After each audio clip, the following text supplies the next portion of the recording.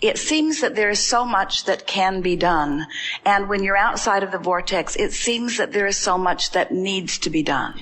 But when you are able to do the vortex work first, when you're able to come into alignment with who you are and connect to your power, then the requirement of the physical action is not so great. And so we know that there are times that are more exaggerated than others. There are times that it's easier to just look around and get into the vortex. But there are many of you who have just been trained that you don't give up. In other words, you keep trying and you do whatever it takes. And if it takes 10 hours, you do it. And if it takes 12 hours, you do it. And if it takes 16 hours, you do it. And if it took 24 hours, you do it.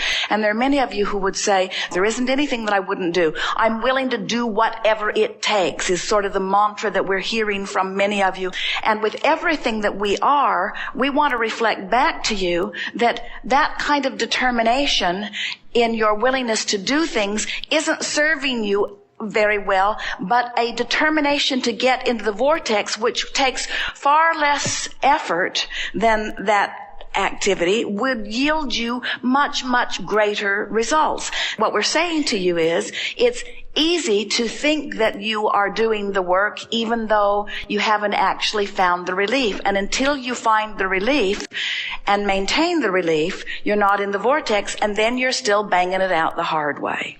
Once you get in there, or once you even get close to the proximity of the vortex, you have to start telling stories that will sustain you inside the vortex. You've got to tell a different story. You've got to say, I can feel that at the basis of this work are the answers to the questions, the big answers to the big questions that people have been asking for a long time.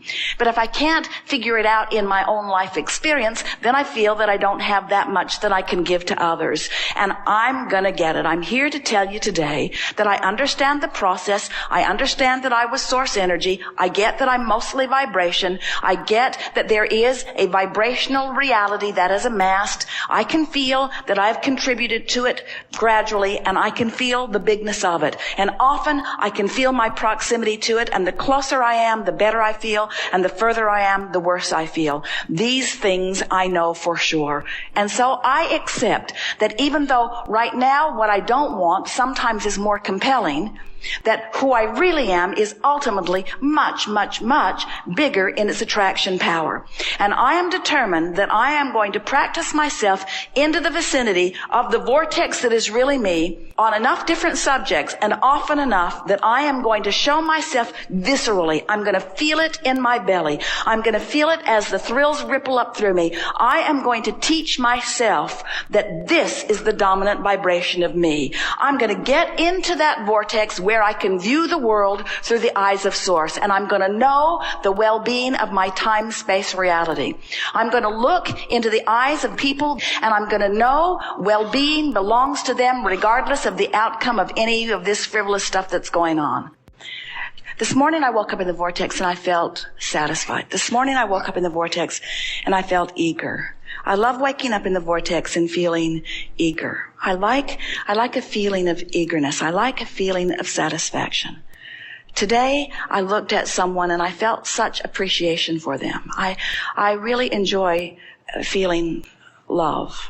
Today, when I'm in the vortex, I feel satisfied. I like being in the vortex because things feel clearer.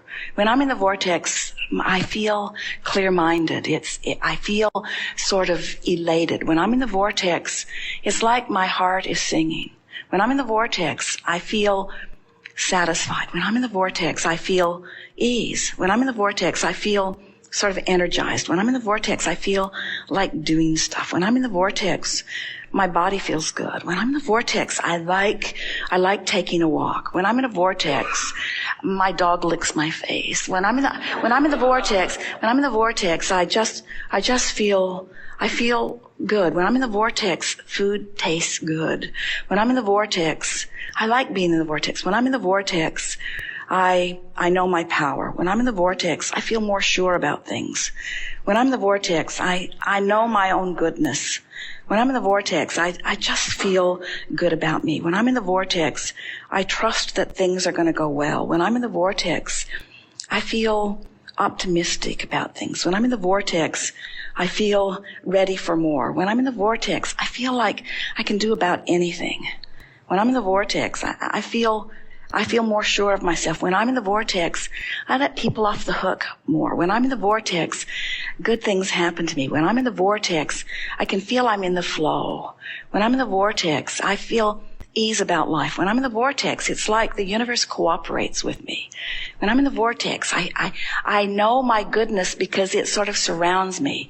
When I'm in the vortex, the universe gives me evidence that I'm in there, not as a reward, but as a consequence of my alignment with who I am. When I'm in the vortex, the indicators that surround me in conversations and in my own emotions and in outright manifestations, they represent my being in the vortex. When I'm in the vortex, I like being in the vortex. When I'm in the vortex, it seems easy to stay there.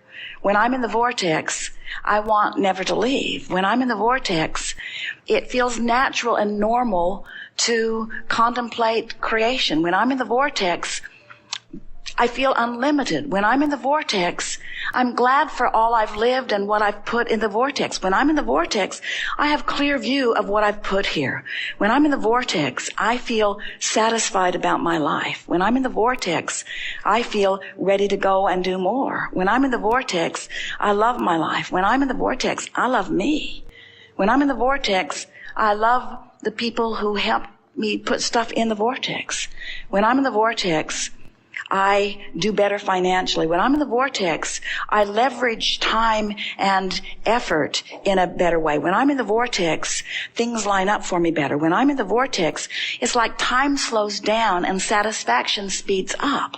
When I'm in the vortex, I savor more. When I'm in the vortex, I sit and contemplate and my thoughts are pleasing to me. When I'm in the vortex, sometimes I just ponder just for the satisfaction of pondering that thought. When I'm in the vortex, it's like I only have access to the memories that are pleasing and to the current environment that is pleasing. When I'm in the vortex, I can feel that the whole of me is integrated with the source that is me, and I know my power and my well-being, and I sort of want to shout it from the rooftops. I want to say, bring it on, world, because I can handle it. I want to say, whatever it is, I'm up for it. I want to say, I signed on for sifting through contrast, and I'm good at it. I want to say, I know how to direct my thought. I've trained myself there. I'm really good at what I do. I'm a powerful focuser. I have been for a long time. I love to focus upon good feeling thoughts. I love to focus myself into alignment. I love being in the vortex. I love who I am. I love this experience of creation. I love the source energy part of me and lining up with it. I love the fact that I was willing to depart from source a bit to stir things up. I love how much I stirred up. I love how much I put there. I love the power of my desire. For the first time in a long time, Abraham, my desire is actually feeling rewarding to me rather than clobbering me. It feels like the universe is on my side rather than against me. I think it's my time, Abraham. I think it's time. I think I've paid the price of contrast, and I think I've put plenty there. And I think I'm willing to let go of the resistant aspects of my life experience. I think I'm ready to just start trusting the laws of the universe and really putting this vortex thing to a test.